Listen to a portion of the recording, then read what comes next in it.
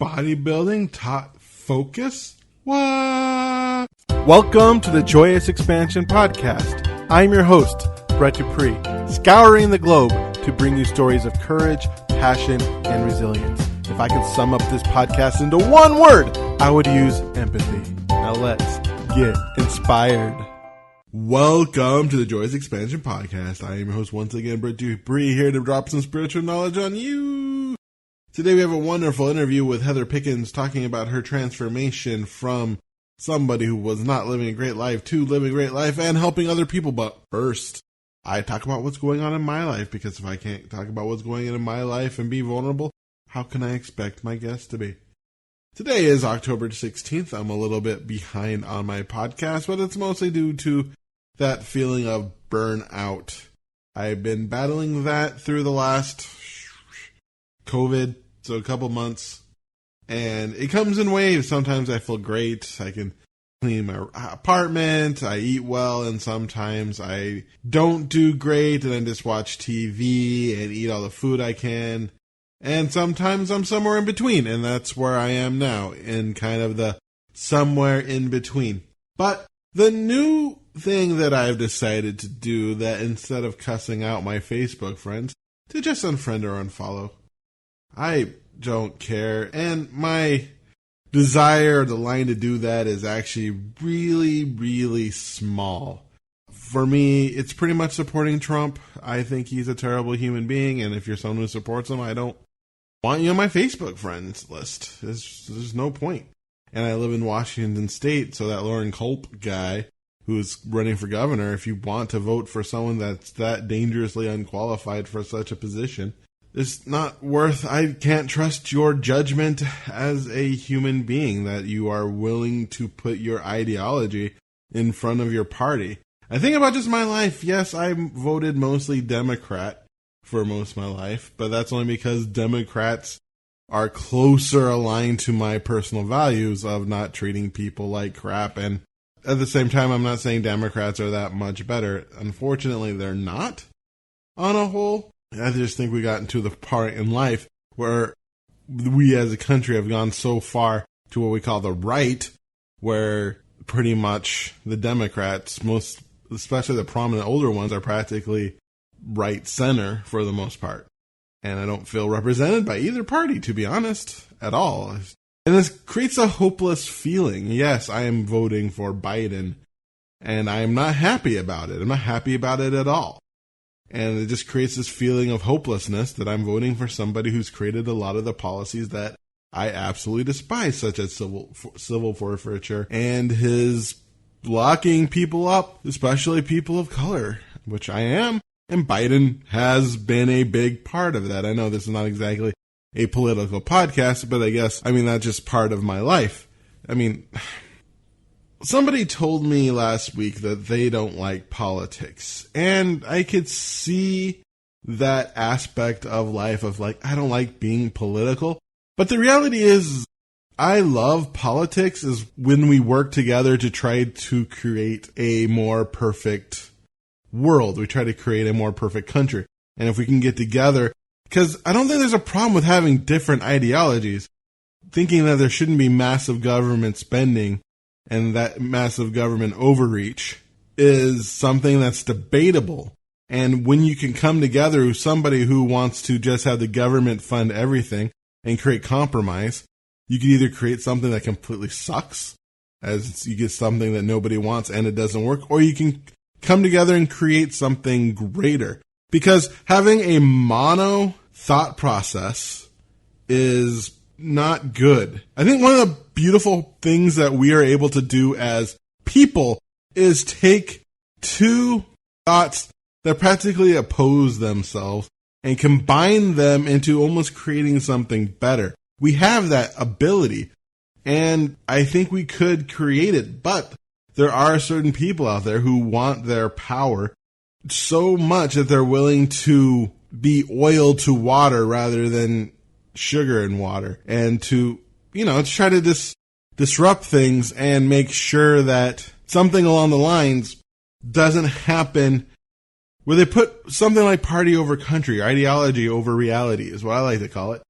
I mean, this is very famously something that Mao and Stalin did. They allowed a lot of people to come to power who just took this idea of socialism and communism and that all people are equal to such a stupid conclusion that experts are just elite bourgeoisie. And if you don't listen to them and you just take, the extreme leftist ideology to plants, and of course that failed, and that led to about 30 million people dying of starvation. If you look up the Mao and the, I think Stalin famines. But at the same time, if you go to the full far right of it, individuality, which is just not the way humans are. We got this far because we're able to come together. And when we come together, we can get to the moon with something. I think I even talked about this before, but we can do great things. We can get to the moon with the power of a calculator nowadays, of a computing power of a calculator. And we are capable of so much more when we come together.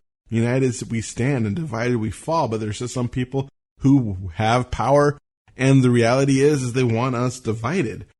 And so I do not dislike politics. I dislike the divisive elements of politics. And as we get closer to the election and the death of Ruth Bader Ginsburg and putting in this person that honestly is just not qualified to be on the Supreme Court at all.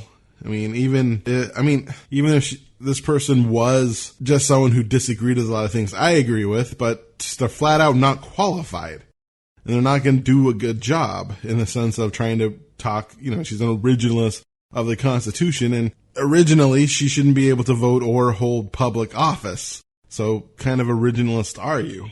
And I guess point being, there's this feeling of hopelessness and just anger, and I had to unplug a little bit. I still want to remain relatively informed, and I do find certain talking points entertaining, but when I feel that feeling of overwhelm and hopelessness and sadness, I just have to unplug.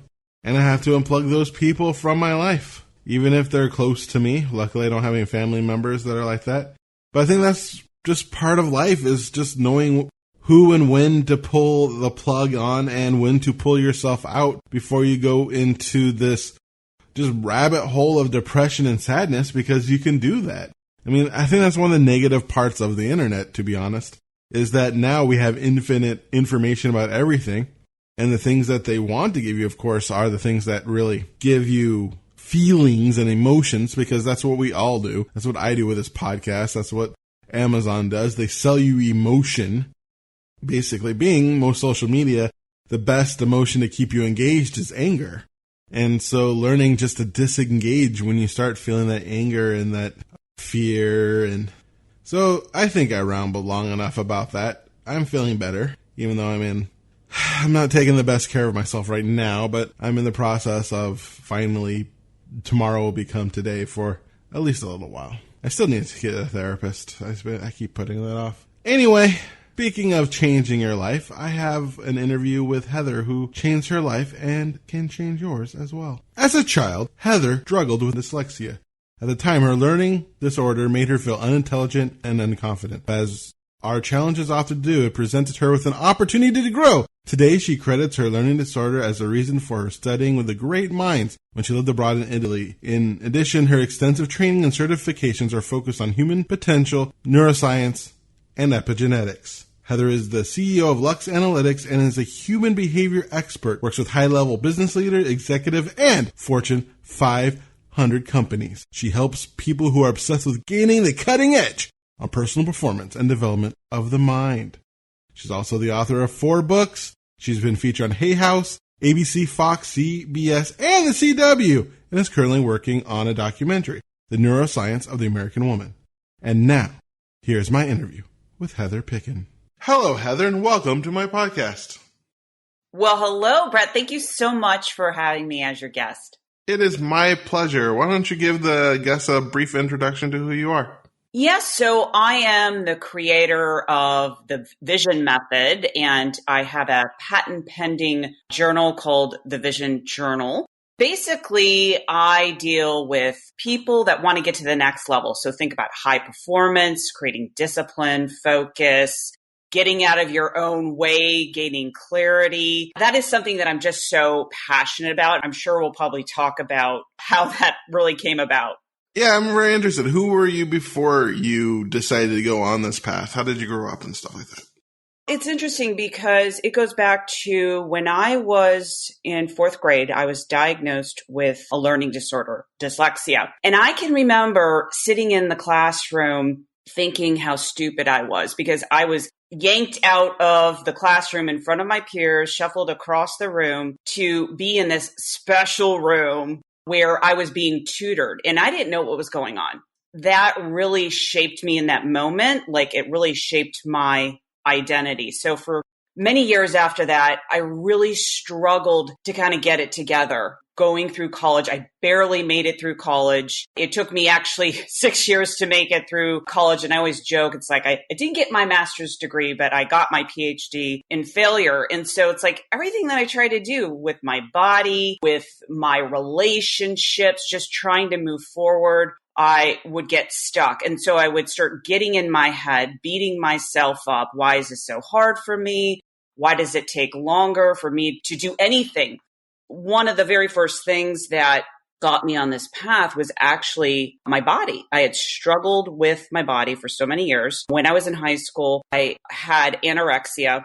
And it was just an unhealthy relationship with my body. So I really wanted to, find a way where I could transform my body. That's where I got into bodybuilding. It totally changed my life when I thought, okay, this is a way for me to, do something that was very powerful. How this changed, this is so crazy because I remember going to the gym one day and I was looking at this girl, like her physique was just incredible. I'm like, wow, I'd love to look like that. And at the same time, it was that movie when the Terminator came out with Linda Hamilton. There was this scene where she's doing the pull-ups. And so I go into the gym after watching that movie and I started to visualize myself as that character. And 6 months later, I transformed my body. That changed my life. I went to my first competition, placing third, won an overall show and placed top 5 in many competitions. And then I turned that into a business. It was all about creating a mind-body connection. So I started doing that. And then I started to evolve my business. I took that online. I wanted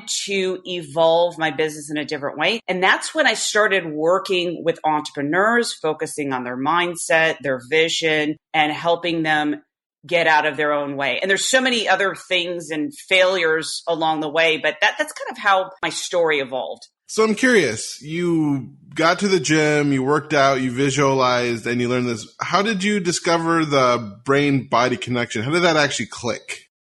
It's interesting. I came across a book, and I'm thinking if this was before bodybuilding. It's just amazing. It was a book called Just Think Yourself Thin. I think that was the title. And I was very intrigued by that concept. If you think about having a thin body, that you could actually create that. In this book, if I remember, it wasn't very scientific, but I grabbed hold of the concept because for many years, my identity was I was fat. I could never lose weight. I would beat myself up. So that was one of the books, The Terminator.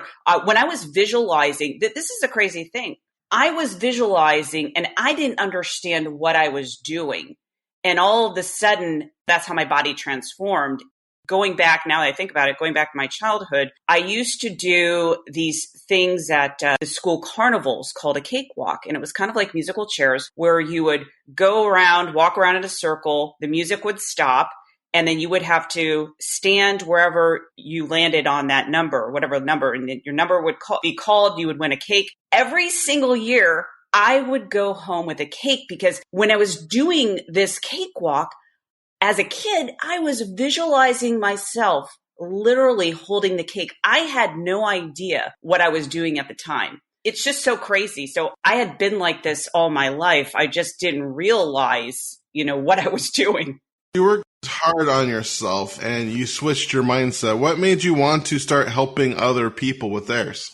What happened, it was kind of what I call my breaking down moment. I think a lot of people have what I call that dark night of the soul. I had moved across the country. It was for a boyfriend. That's always how the story goes, for a boyfriend. I remember moving out of fear. Rule number 997, never do anything out of fear that you know you're just not aligned with. So I moved in with him. I didn't really have a lot of money. I didn't have a car. I think I had like a couple $100 left in my bank account. My credit cards were just about maxed out. It was shortly after I moved in with him, we had a fight. It was 2 a.m. He kicked me out. Now, at the time, I had this little chihuahua named Angel. I stuffed all my belongings into trash bags. I sat there alone in the dark going, how did I get here? I'm a college-educated woman. And why do I keep repeating this same situation? And I'm going to make it my mission and my intention to help other people if I make it through this night. And that's what I did. The next day, I found a complete stranger to move in with on Craigslist. It's such a crazy story. I mean, there's more to the story, but I moved in with this person. I dedicated myself, and this is where the focus is really important. I only focused on my business. I worked out. I ate, slept, and that's it. And within a couple of months, my entire business transformed. My mindset transformed. It was so liberating. And that was really the catalyst for me and my calling to work with other people because I didn't want to go through that pain. What pain? The pain of reliving that lesson over and over again. And also the pain of people that are struggling. A lot of people, and even successful people, everybody struggles at some level. But if you don't know how to get out of your own way, you're going to stay there. I was on a mission to understand, how do you get out of your own way? What is really the science behind why we get stuck? And so I started learning and training and researching, really dedicating the rest of my life to not only evolve myself, but to help other people. And it's just so exciting when I can see someone transform their life, especially through the vehicle of serving other people, having a business that serves other people. That to me is very inspiring. Have you noticed the more you helped other people that your own personal life started to improve? I think it goes hand in hand because now I go back to when I was starting out. As I was helping other people, it gave me the confidence to dream bigger. And the bigger that you dream, the more people that you can impact. And the money is definitely a byproduct. That is what has always kept me going, even through the toughest times. Having a vision to serve people with whatever it is that you're doing. So I'm curious, why did you want to start your own business? I mean, you can still work out and become an accountant or something. What about being an entrepreneur stood out to you? You know, it's funny. I have control issues.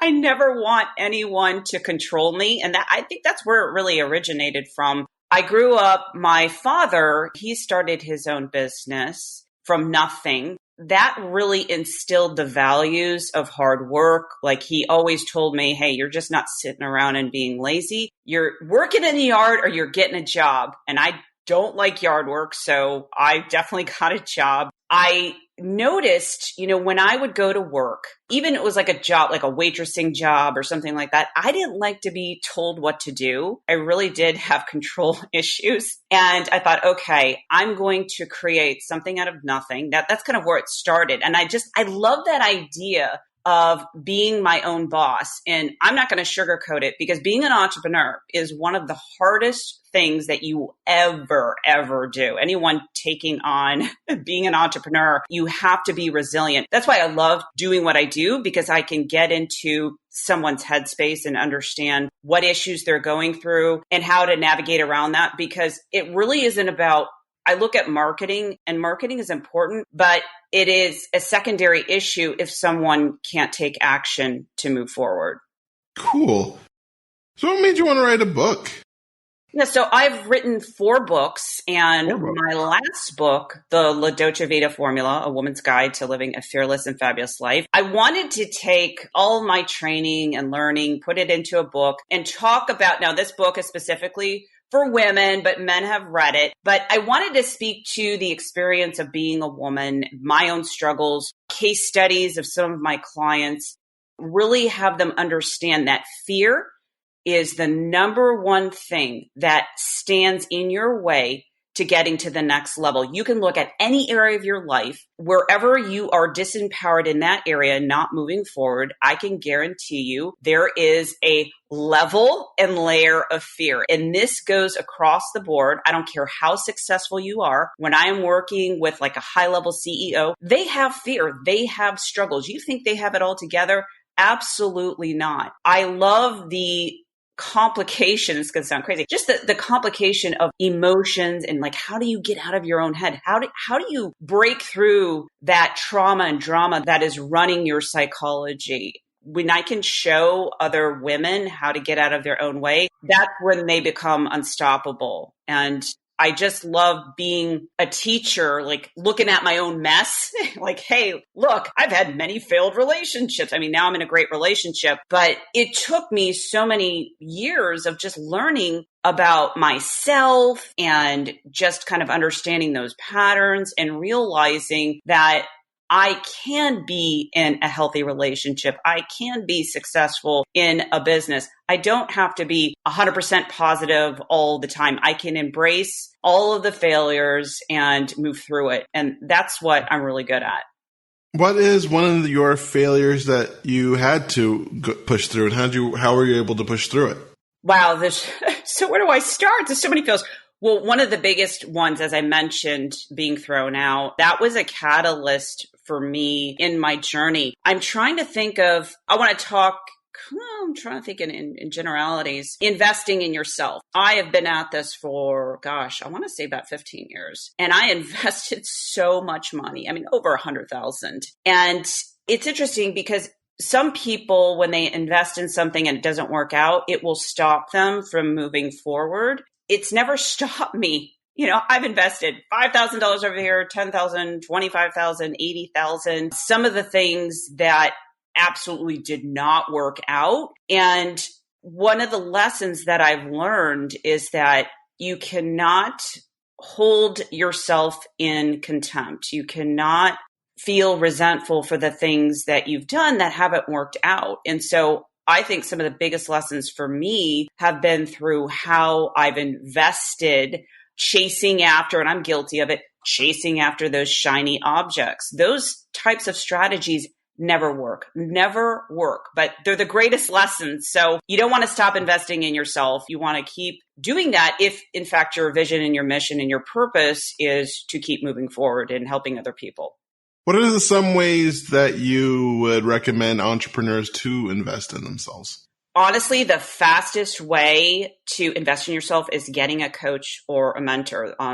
In goal setting theory, they actually had a few things that will ensure or actually accelerate the rate in which you achieve your goals. And one of those ways is hiring a mentor. When you're getting someone to hold you accountable, you're like 76% more likely to achieve your goals. So getting a mentor, making sure that you're writing your goals down and that they're not what I call unicorn goals. A unicorn goal is an unrealistic expectation that you have on yourself that you know you're not going to take action on. And I want to give you a quick example. I've had clients come to me and they said, Heather, I want to make $500,000 in a year when they've never made 100,000. I'm like, I am not going to agree to that because that's unrealistic. For a startup in business to have that goal, they have to understand what it takes to be disciplined as an entrepreneur. And that's another thing. Every single day, you want to focus on the highest priority that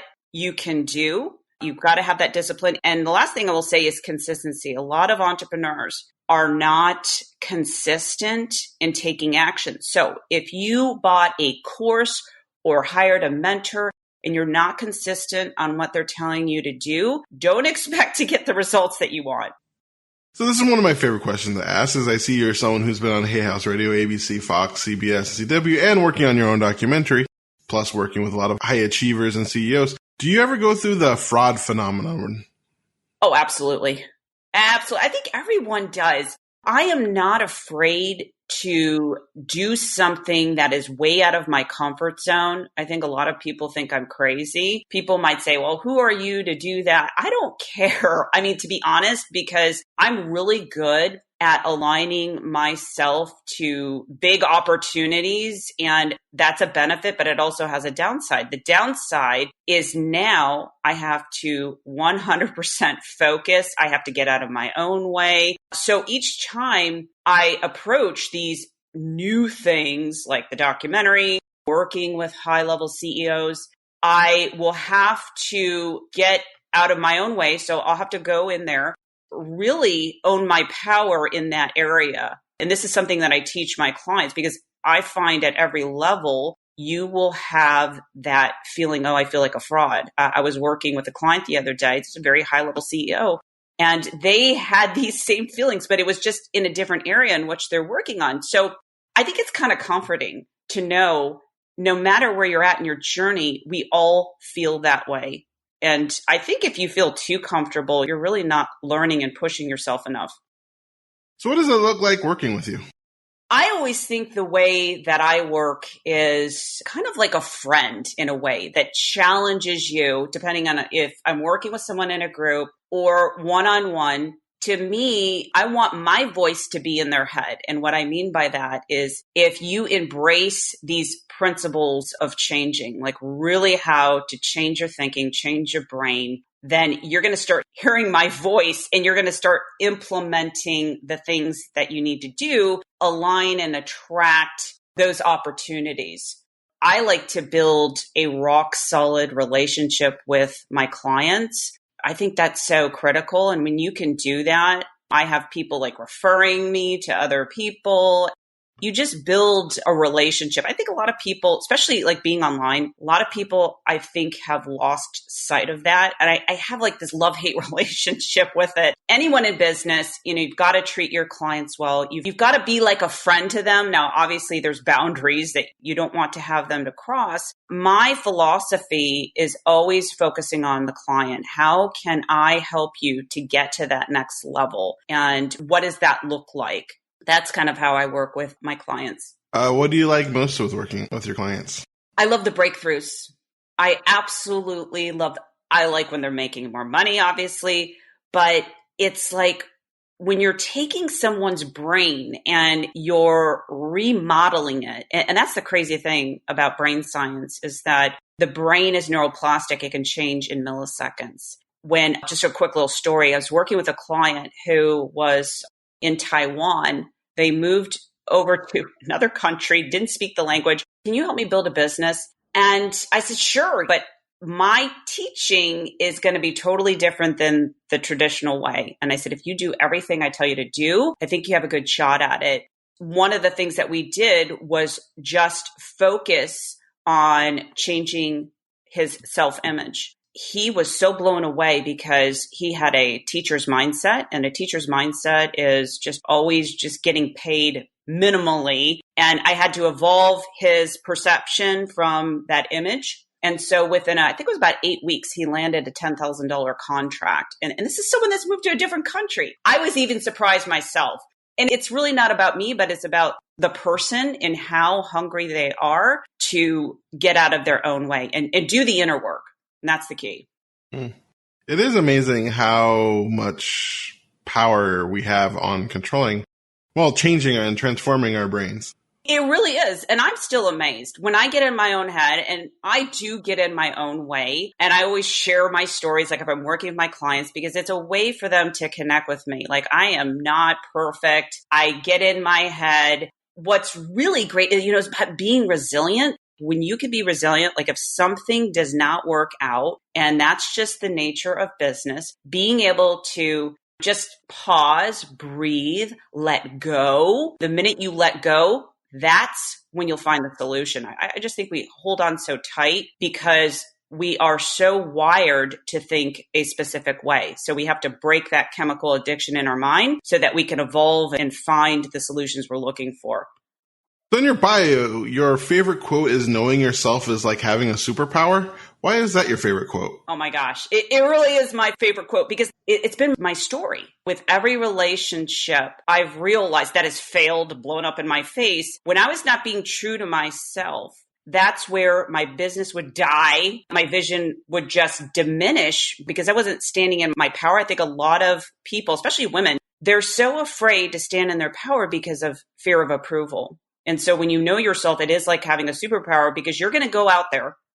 You're going to market yourself in a way that feels true to you. You're not going to care. And the people are going to take notice. You just become so powerful when you don't put up with any crap. And this is especially true even as an adult. I just find this interesting. There are people that still care what their parents think about them. And so when you can break that illusion of needing approval, you're absolutely powerful. It just goes across the board. Every area of your life, when you know yourself, that is your superpower.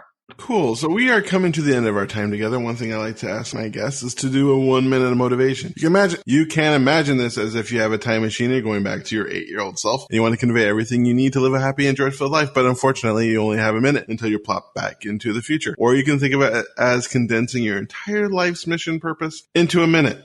So are you ready? Let's go. Start. I want to talk about failure and vision and why these are important concepts to master. The only way you're going to move forward is to look at failure as data. First, you must analyze what went wrong and why.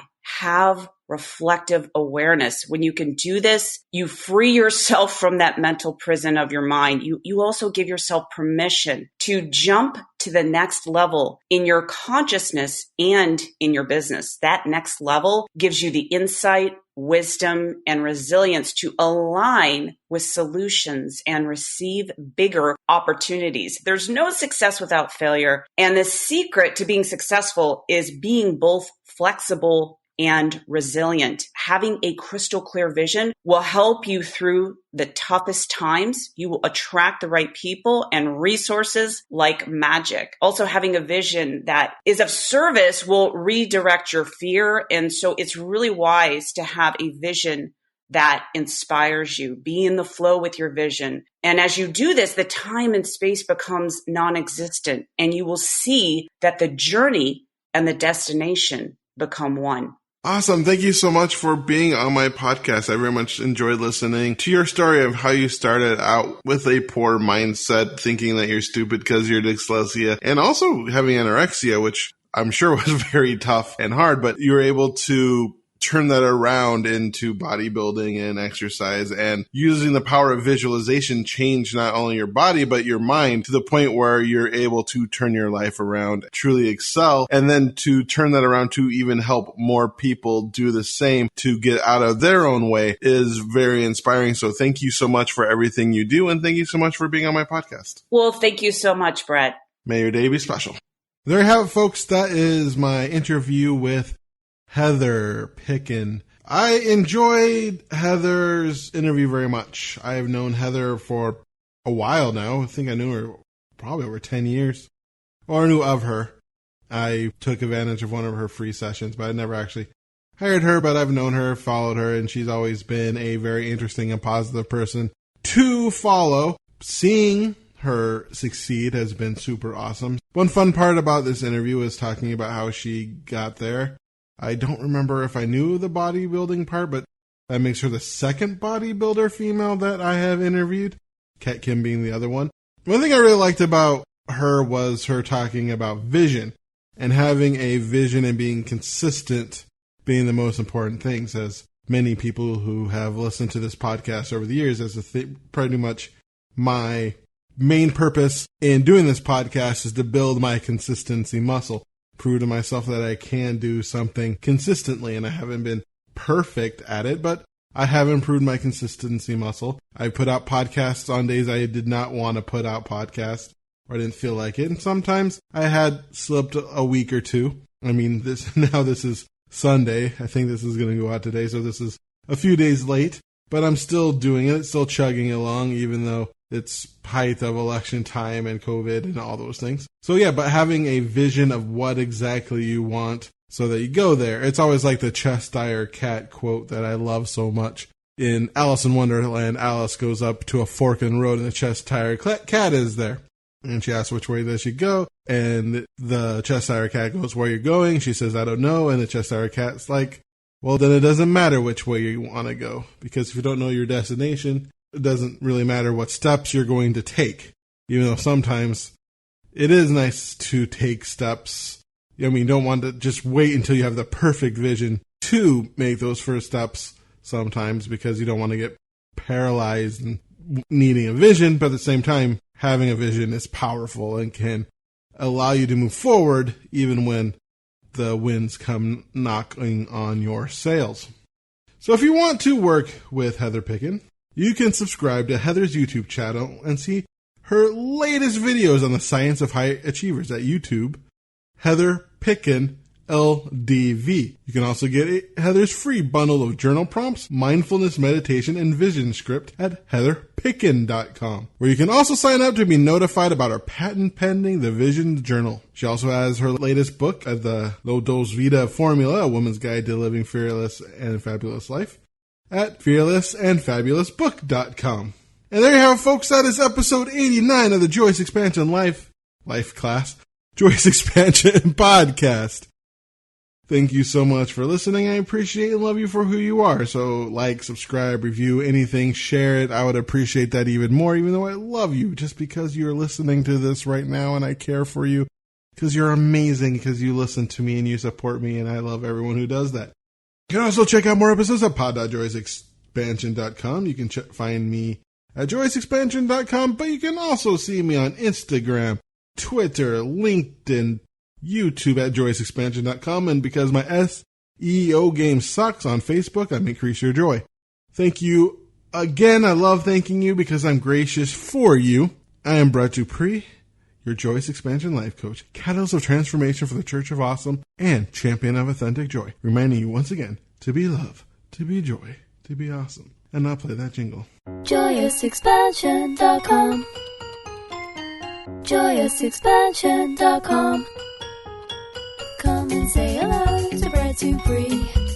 He is an inspirational life coach. Good for you and good for me. He turned my life from grey to blue. I'm sure he'll do the same for you. Get in touch and you'll see your life will change dramatically. JoyousExpansion.com JoyousExpansion.com Yeah.